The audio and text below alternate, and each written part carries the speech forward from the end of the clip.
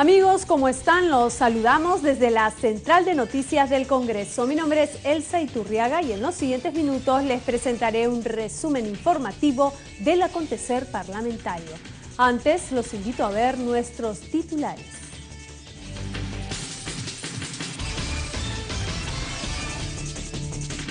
Pleno del Congreso rechazó moción de censura contra ministro de Energía y Minas por supuestamente no haber respondido pliego interpelatorio por presunto tráfico de influencias.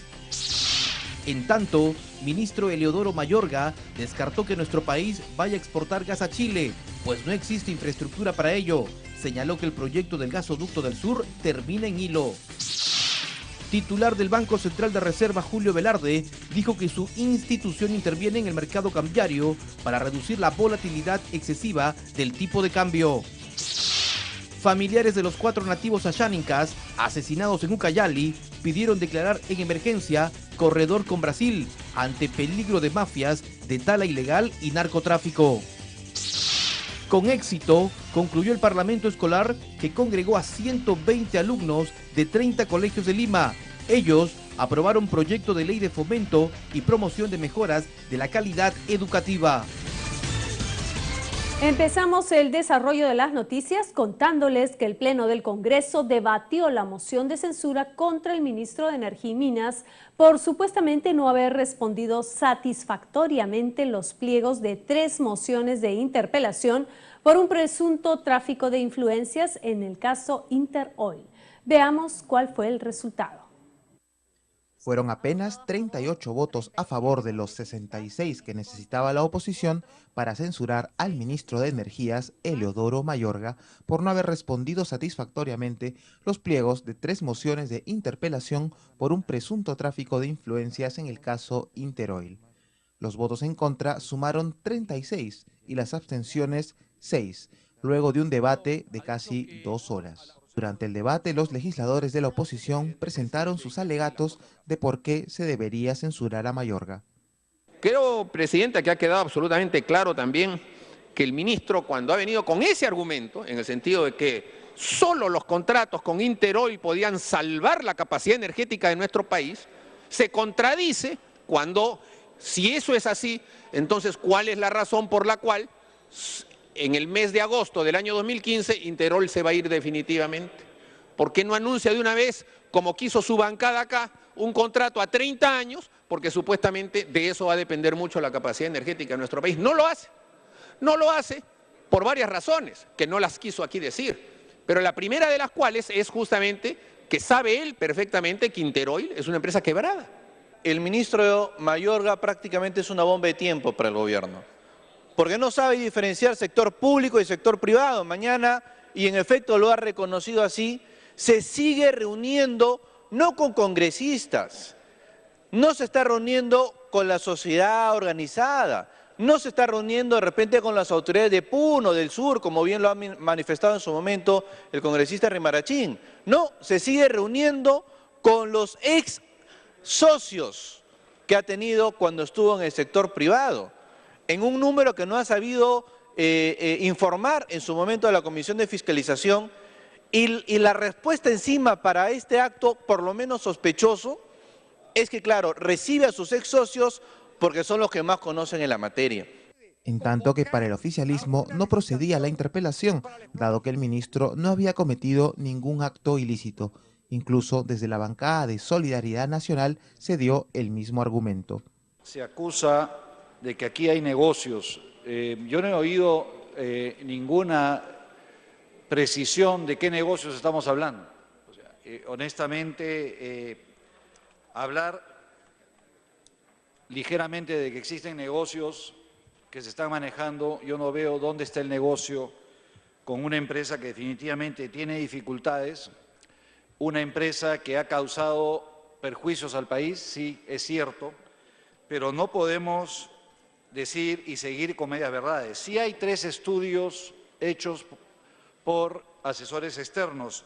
Yo recuerdo el nombre de uno de ellos, el estudio Miranda, y otros 2 que están incorporados en los estudios de Perupetro que obran en la Comisión de Fiscalización, que es donde yo he obtenido la información.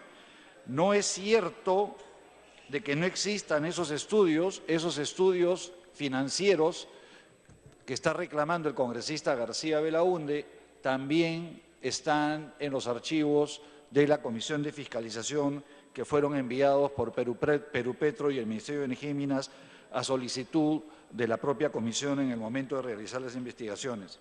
Aquí no hay lobbies, que es una especie de palabra demoníaca que se ha inventado, traída de los Estados Unidos, y el lobby no es otra cosa que la gestión de intereses. Aquí hay simplemente una situación en la que el ministro de Energía y Minas tenía que tomar una decisión, o hacía que se aprobara el contrato o hacía que no se aprobara el contrato. Si no se aprobaba el contrato, lo que pasaba es que los campos quedaban sin producir. Y yo debo señalar que en este lapso se ha producido 1 millón de barriles que han alimentado la refinería de Talara y se han pagado alrededor de 8 millones de dólares de impuestos a la renta y 59 millones de dólares de regalías. ¿Dónde está el desaguisado? Aquí no hay nada. Aquí hay un globo que hay que pincharlo. En la jornada también se recordó la importancia de impulsar el gasoducto surandino y otros proyectos energéticos en el país. Jorge Álvarez, Central de Noticias del Congreso. Y a propósito del ministro de Energía y Minas, este descartó durante su presentación en la Comisión de Presupuesto que nuestro país vaya a exportar gas a Chile, pues no existe infraestructura para ello y tampoco el excedente frente a la demanda. Señaló que el proyecto del gasoducto del sur termina en hilo. Veamos lo que dijo. No hay ningún excedente por el momento previsible de exportación a Chile. Yo diría que más aún no existe la infraestructura para hacerlo. El proyecto del gasoducto termina en hilo, o sea, el tubo principal termina en hilo y se hará una conexión hacia Tacna suficiente para el mercado de la región de Tacna. O sea, no hay ningún tubo que pasaría a Chile. Las líneas eléctricas que se disponen en la zona de frontera son líneas eléctricas que permiten el intercambio, más no un tráfico de exportación propiamente dicho. Entonces tampoco hay la infraestructura, o sea, no hay ni en el diseño del proyecto, no hay ni el excedente previsible frente a la demanda, no hay la infraestructura para vender sea en la forma de gas o sea en la forma de electricidad. Habría que construir una nueva planta de liquefacción, tipo la planta Melchorita, para poder vender excedentes adicionales de gas. Entonces yo no veo cómo estamos pensando en esta exportación. Y ahora les contamos que en la Comisión de Constitución, la congresista Lourdes Alcorta sustentó un proyecto de ley que plantea importantes reformas a la ley electoral y de partidos políticos. Veamos de qué se trata. La vacancia de la curul sin derecho a reemplazo y no participar más de una elección son solo 2 de los candados del proyecto de ley que busca sancionar la infiltración del narcotráfico y lavado de activos en los partidos políticos, Congreso de la República, gobiernos regionales y municipalidades. La propuesta es conocida también como la silla vacía. Así lo dio a conocer la congresista Lourdes Alcorta, quien sustentó esta iniciativa legislativa de su autoría. Sancionar los partidos políticos con el pago de una unidad impositiva tributaria y que no reciban aporte del Estado el día que mañana eso puedan ser financiados. La propuesta generó una serie de sugerencias por parte de los integrantes de la Comisión de Constitución que discutió el tema. El parlamentario Vicente Ceballos demandó, por ejemplo, debatir de una vez la muerte civil. La colega Lourdes Alcorta alcanza un proyecto que está vinculado a 2 casuísticas, ¿no? 1, el narcotráfico y 2, lavado de activos. Pero creo que no podemos de cierta forma reducirlo a estas 2 casuísticas, podría ampliarse perfectamente. En otro momento, el congresista Santiago Gastañaduy sustentó el informe del grupo de trabajo encargado de mejorar la gestión en procesos electorales, indicando que entre las propuestas a las que se arribó figura la votación de procesados con detención, la mejor distribución de centros de votación. Informó Karina Aliaga, Central de Noticias del Congreso. El titular del Banco Central de Reserva, Julio Velarde, dijo que su institución interviene en el mercado cambiario para reducir la volatilidad excesiva del tipo de cambio en relación al alza del dólar. En la Comisión de Presupuesto también aseguró que la tasa de crecimiento en el 2015 será del 5,3%. Ante la Comisión de Presupuesto y Cuenta General de la República, el presidente del directorio del Banco Central de Reserva del Perú, Julio Velarde, prefirió no especular respecto al tipo de cambio del dólar y reiteró que se intervendrá cuando sea necesario, como ya se ha hecho en otras ocasiones. No hay soles suficientes como para presionar excesivamente el tipo de cambio. O sea, sí, obviamente podrían presionar al alza, pero no hay los soles suficientes. Nuestras reservas casi equivalen al total de soles que hay en el país. Entonces hay un límite claro de qué podría pasar. Ante esta afirmación, los legisladores, en especial Juan Carlos Seguren, insistió en que el alza de la moneda estadounidense sería incontenible, por lo que pidió mayor precisión. Muchos analistas y economistas señalan que va a seguir creciendo y bastante más del 2.9 y que va a ser incontenible, más allá de los esfuerzos que pueda hacer el BCR. Velarde explicó que para amortiguar el descenso del nuevo sol, el BCR volvió a intervenir en el mercado y vendió 60 millones de soles. Asimismo, detalló que la autoridad monetaria colocó certificados de depósito reajustable por 320 millones de soles. Respecto a la tasa de crecimiento del 2014, estimó que el Perú cerrará el año con el 3,9% y aseguró que las proyecciones indican que el próximo año se registrará una tasa de crecimiento de 5,3%. El mercado espera una recuperación de crecimiento. Para este año el mercado nos pone, esta es una encuesta de los principales analistas, bancos de inversión, nos pone un crecimiento de 3,9%, para el próximo año nos pone un crecimiento de 5,3%. En cuanto a la inflación, el funcionario del BCR indicó que se mantiene como la más baja de Latinoamérica con 3% y estimó que en el 2015 será de 2,7%. Y sobre las inversiones, dijo que en el 2014 se concesionarían proyectos por 11.000 millones de dólares, ya que en lo que va del año se han adjudicado concesiones por 10.000 millones de soles. De otro lado, Velarde desmintió cualquier temor de una burbuja inmobiliaria, sobre una base bastante positiva de las reservas internacionales, según dijo, que son manejadas adecuadamente para frenar la subida del dólar. Informó Perla Villanueva, Central de Noticias del Congreso. Ante la comisión encargada de investigar los casos relacionados al prófugo Rodolfo Orellana, se presentó la presidenta del Consejo del Notariado, doctora Frida del Águila, quien informó las acciones de vigilancia de la función notarial.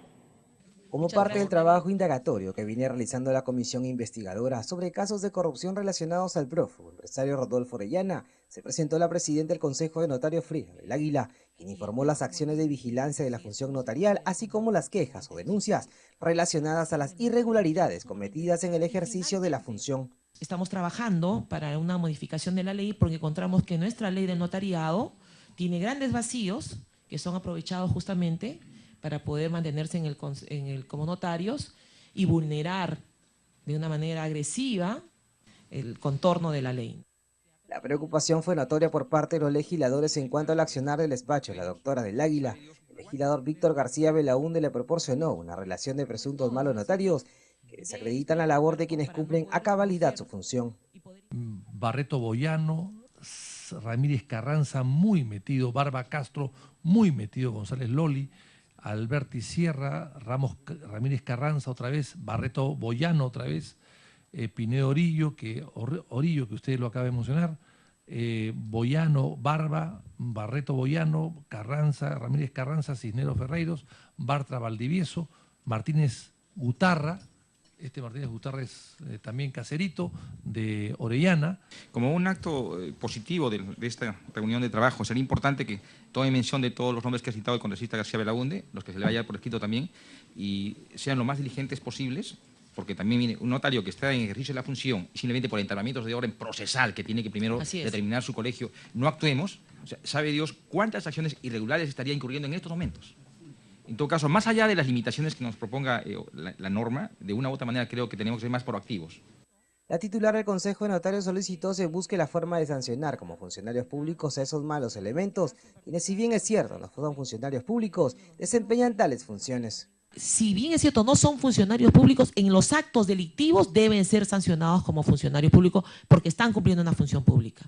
Y eso es lo que debe mejorarse en las leyes, ¿no?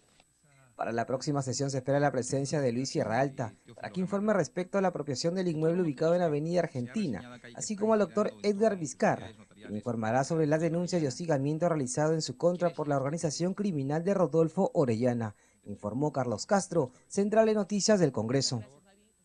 Al volver, familiares de los dirigentes ashánicas asesinados en Ucayali pidieron en el Congreso sanción y castigo para los asesinos.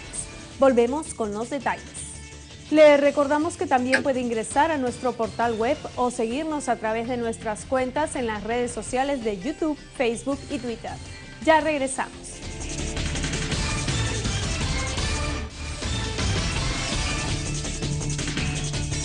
Continuamos con más información desde la Central de Noticias del Canal del Congreso. Ante la Comisión de Pueblos Andinos, dirigentes y familiares de los 4 nativos ashánicas asesinados en Ucayali demandaron declarar en emergencia el corredor con Brasil por el peligro que representan las mafias de la tala ilegal y el narcotráfico para las comunidades nativas de la región. Tenemos la nota. Desde la región Ucayali, exactamente de la comunidad nativa de Sahueto, llegaron a Lima los familiares de los 4 ashánicas asesinados a inicios de septiembre, así como sus dirigentes para demandar ante la Comisión de Pueblos Andinos la presencia del Estado y justicia para que el crimen no quede impune. Demandaron que ante la invasión del territorio peruano por parte de ciudadanos brasileños, el narcotráfico y la tala ilegal, se declare en emergencia el corredor con Brasil. Hay una presencia fuerte de ciudadanos brasileños que prácticamente han invadido territorio peruano para hacer una colonia en esta cuenca del Tamaya y que se sienten ser dueños, o sea, que extranjeros han venido a meterse en nuestro territorio peruano y han tomado control, porque la zona está infestada de narcotráfico y de tala ilegal. Combinado estas dos actividades han hecho pues que estén afectados los intereses de ellos por las comunidades nativas. La viceministra de Interculturalidad, Patricia Balbuena, presente en la sesión, informó que su sector acompaña las investigaciones y es el nexo entre la comunidad, la policía y la fiscalía que viene investigando y que hasta el momento hay 2 detenidos. En este momento se está en la etapa, todavía no se han dado los resultados del examen de ADN, se han tomado, el Ministerio Público ha señalado que debe estar entregando en esta semana o la próxima ya los resultados del examen de ADN que se han dado a los niños para ver si los cuerpos encontrados corresponden a las víctimas. Y el Ministerio Público, ya con el tema del nuevo Código Procesal Penal, está liderando la investigación y ya se ha convocado a la primera audiencia, ¿no? Entonces creo que además ya las familias han acreditado al doctor Berrospi como el abogado que las va a representar en el proceso penal. Los parlamentarios integrantes de la comisión coincidieron en expresar su preocupación por las concesiones forestales que se habrían dado sin consulta previa. Solicitaron al Ejecutivo hacer llegar a estas comunidades nativas los diversos programas sociales como el del vaso de leche, pensión 65 y otros que no alcanzaron a los pobladores de Sahueto. ¿Cómo es que se han entregado concesiones forestales a otras personas, a otras empresas, sin haberles consultado a ellos? Esa es una primera contradicción, presidente, evidentemente. Primero reunirlos. Entonces, ¿de qué consulta previa estamos hablando? ¿Pre, post? No sé. Ahora, eso mismo, presidente, esa política que se estaría implementando ya es una ofensa a la cultura de estas personas, presidente. Señor presidente, creo que como miembros de esta comisión que tiene que ver con pueblos indígenas, tenemos la obligación de levantar nuestra voz y exigir un derecho. No estamos pidiendo un favor. Exigir derechos para los pueblos indígenas. Los familiares de las víctimas Raúl Casanto Chingay, la profesora María Elena Pérez Márquez, Rolly Rolando García, Diana Ríos y Julia Pérez, esta última viuda de Edwin Chota, reconocido defensor del medio ambiente y dirigente de la comunidad, señalaron que el crimen habría sido cometido por malos empresarios dedicados a la tala ilegal de árboles. Informó Susana Espinosa, Central de Noticias del Congreso. Miembros de la Comisión de Defensa Nacional manifestaron sus observaciones al proyecto de ley del Poder Ejecutivo que propone regular las armas, municiones, explosivos, productos pirotécnicos y materiales relacionados de uso civil. También expusieron algunas propuestas sobre el particular. Tenemos la nota. Luego de escuchar la exposición de Derrick Latorre Bosa, Superintendente Nacional de Control de Servicios de Seguridad, Armas, Municiones y Explosivos de Uso Civil, SUCAMEC, los legisladores que integran la Comisión de Defensa Nacional se mostraron preocupados al considerar que se pretende regular el mercado de armas, entre otros aspectos. Si son armas que no tienen licencia, porque no les quieren otorgar la licencia, no se le quiere otorgar licencia, y después las incautamos como si fuesen armas producto de que la tengan los delincuentes y los criminales. Sin embargo, el titular de la SUCAMEC negó que se quiera desarmar a la población, al tiempo que precisó que el objetivo es establecer un mecanismo de control civil adecuado, que incluye armas de uso particular de los miembros de las fuerzas del orden, además de evitar el desvío del destino de explosivos al mercado negro o informal. Antecedentes penales históricos por terrorismo o por otros delitos no van a permitir que estas personas tengan acceso a armas de fuego. Entonces, eso ya está contenido en el primer guión que se señalaba. Otro tema, el de reincidencia en delitos dolosos. Señores congresistas a través de la presidencia, es muy importante evitar que estas personas que han incurrido reiteradamente en delitos no puedan acceder al uso de armas de fuego. Informó que en el Perú los casos de atentados contra la vida, tanto homicidios como lesiones, han sido perpetrados por agresores que tenían 2 armas con licencias otorgadas para defensa personal. Por ello, el proyecto plantea la licencia única de uso de armas de fuego por persona, tarjetas de propiedad por arma y la ampliación del plazo de vigencia de licencias a 3 años. Dijo que al fortalecer las funciones de control y fiscalización habrá más seguridad ciudadana y se dará un mejor servicio al usuario. Informó Central de Noticias del Congreso. La Comisión de Transportes aprobó el predictamen referido a la Ley de Reactivación y Promoción de la Marina Mercante y sus normas modificatorias, con aplicación a todas las naves de bandera peruana que realicen transporte acuático entre puertos de la costa peruana y puntos dentro del dominio marítimo del Estado.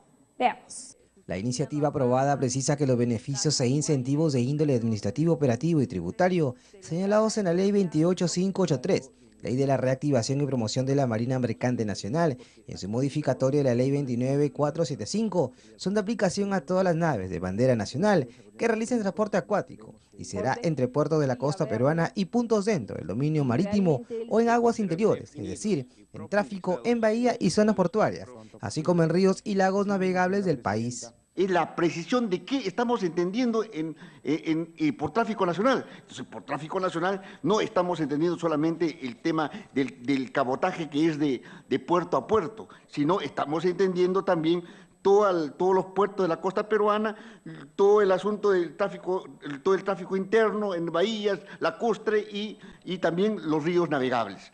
Entonces simplemente estamos precisando ese concepto. Por su parte, el congresista Carlos Tubino destacó la importancia de esta propuesta, ya que dejen claro que se trata de una precisión que permitirá llegar a zonas alejadas del país. La verdad que ahora estoy de acuerdo 100% en lo que ha dicho el congresista Pari en ese proyecto de ley, porque la verdad que sí es una precisión, y es una precisión porque anteriormente, como siempre, solamente miramos a la costa. ¿Qué nos importa de la Amazonía? Ni nos acordamos de la Amazonía, que es el 60% del territorio nacional. Al inicio de la sesión se presentaron funcionarios del Ministerio de Relaciones Exteriores para informar sobre el proyecto de ley 3608, ley sobre el ejercicio de las libertades de comunicación internacional en el Perú, informe que la Comisión aprobó enviar a la Comisión de Relaciones Exteriores. Se trata de una propuesta planteada por el Poder Ejecutivo en términos de desarrollar una figura, una institución que está consagrada en la Constitución Política del Estado. El artículo 54 de la Constitución de 1993, de la misma manera que ya lo hacía la Constitución de 1979, establece que el Estado ejerce soberanía y jurisdicción sobre el suelo, el subsuelo, el dominio marítimo y el espacio aéreo, sin perjuicio de las libertades de comunicación internacional. El próximo 11 de octubre, la comisión que preside la congresista Doris Oceda tiene previsto desarrollar su primera audiencia pública descentralizada en Tacna, informó Central de Noticias del Congreso. El ministro del Ambiente, Manuel Pulgar Vidal, acudirá el próximo lunes 6 de octubre al Congreso para explicar en detalle la realización de la 20ª Conferencia de las Partes a desarrollarse en nuestra capital del 1 al 12 de diciembre del presente año. El anuncio lo hizo la titular de la Comisión de Relaciones Exteriores, Lourdes Alcorta Suero, en la sesión desarrollada en la sala Raúl Porras Barnechea. El ministro Pulgar Vidal deberá informar los avances y los pormenores de la organización del importante evento, el cual congregará a cientos de especialistas en la materia. La COP es la conferencia de las partes de la Convención Marco de las Naciones Unidas sobre el Cambio Climático y cuenta con 195 países firmantes. El Perú firmó la convención en 1992 y la ratificó el año siguiente. Entró en vigencia el 21 de marzo de 1994. De otro lado, gracias a un tratado aprobado, 700 millones de yenes japoneses serán donados al gobierno del Perú por la Agencia de Cooperación Internacional del Japón, con el propósito de contribuir a la implementación del proyecto para el mejoramiento de equipos para la gestión de riesgo de desastres.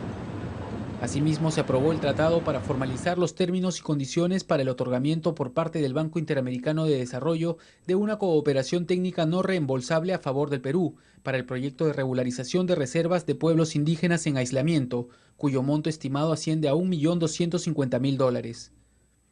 Finalmente, la Comisión aprobó por mayoría el predictamen del proyecto de resolución legislativa 379, lo cual tiene por objetivo reconocer la personalidad jurídica internacional de la Corte Penal Internacional. Central de Noticias del Congreso. Al volver, Comisión de Energía y Minas organizó sesión descentralizada en Piura para analizar producción y perforación petrolera y el proceso de modernización de la refinería de Talara. Volvemos con los detalles.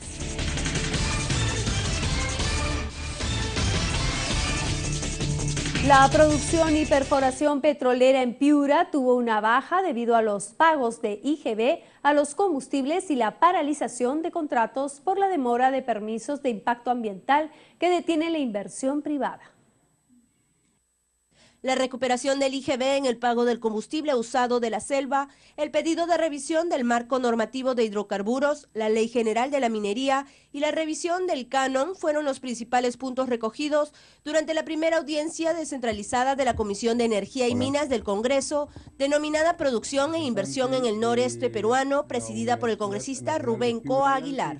Participaron el presidente de Perú Petro, Luis Ortigas, de Petroperú, Pedro Tauset, el director de Explotación y Exploración de Hidrocarburos del Ministerio de Energía y Minas, Roberto Wong, y Rodrigo Manrique García, representante de la Sociedad Peruana de Hidrocarburos, así como los congresistas de la región Piura, Freddy Sarmiento y Santiago Ugastañaduy. El presidente de Perú, Petro, pidió al Congreso ayude a mejorar el sistema actual que agilice la aprobación del impacto ambiental que las empresas petroleras necesitan para empezar el proceso exploratorio, evitando así la paralización de los contratos que hasta el momento de los 71 ya firmados están 24 detenidos. Si los 71 contratos que tenemos estuvieran operativos y no tuviéramos fuerza mayor, nosotros podríamos esperar tranquilamente tener 30 o 35 pozos exploratorios por año. Sin embargo, yo tengo que decirles con un poco de vergüenza que el año pasado solamente se perforaron 7 pozos exploratorios. Este año ya llevamos 9, pensamos llegar a fin de año con lo que se ha planeado entre 15 y 17 pozos, pero eso todavía es insuficiente.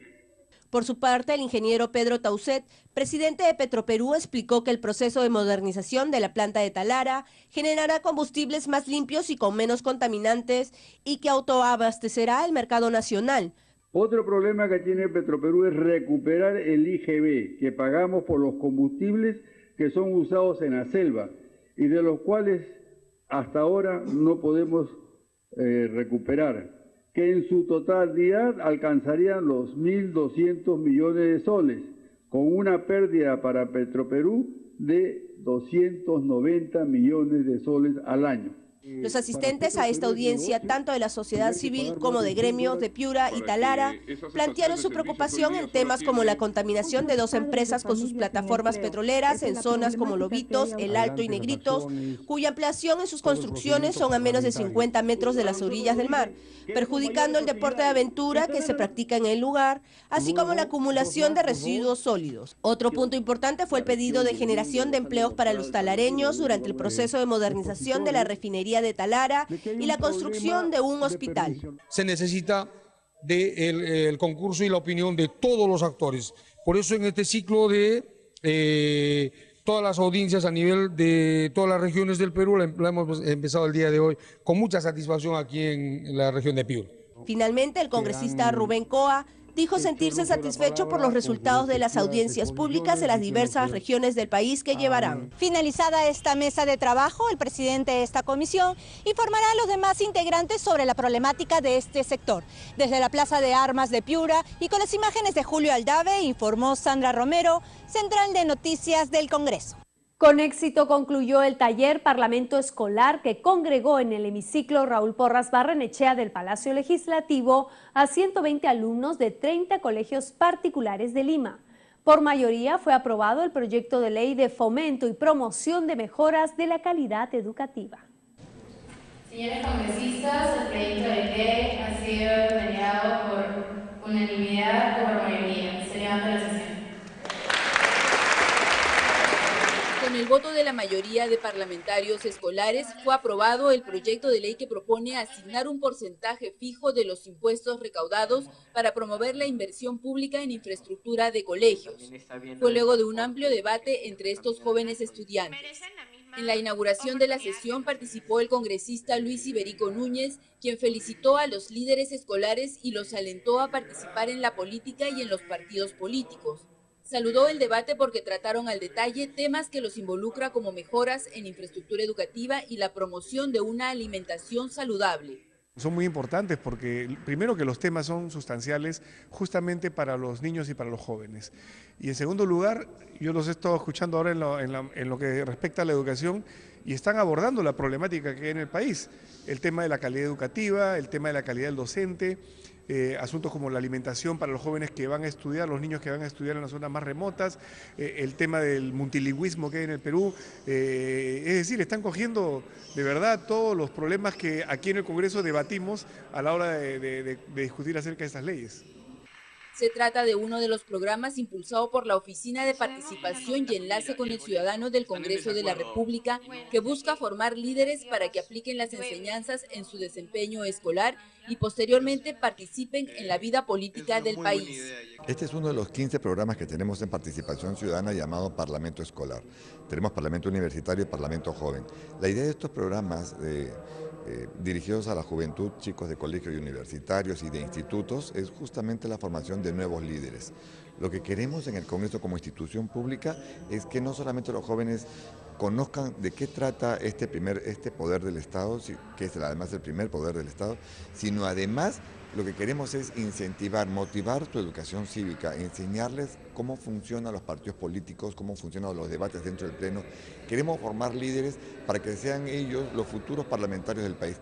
Este esfuerzo de formar jóvenes con cualidades de éxito es compartido con la Escuela de Líderes que viene trabajando durante 9 años en esa tarea. Es impresionante ver la capacidad de liderazgo que tienen los chicos antes de entrar a la escuela, cómo la desarrollan durante y luego ver los resultados, ¿no? Es el 9º año, esta es la 9ª promoción de la Escuela de Líderes y un montón de exalumnos ahora son profesores del programa, ¿no? Entonces es genial porque los ves que todo lo que has sembrado lo estás cosechando. La sesión de parlamentarios escolares estuvo dirigida por la adolescente Janu Lalani Zúñiga Wong, alumna de tercero de secundaria del Colegio La Unión de Pueblo Libre. De hecho, me siento muy emocionada porque he tenido la gran oportunidad de estar aquí como presidenta. He visto cómo se organizan, he visto las bancadas, los partidos políticos y considero que es una gran oportunidad porque sé que estoy contribuyendo de alguna manera al desarrollo político y en el sistema educativo del país. Informó Rocío Martínez, Central de Noticias del Congreso de la República. Hasta aquí las informaciones en la Central de Noticias del Congreso. Los invitamos a continuar en nuestra programación ahora por el canal 73 de Movistar y el 56 de Claro y Best Gap. Será hasta una próxima oportunidad.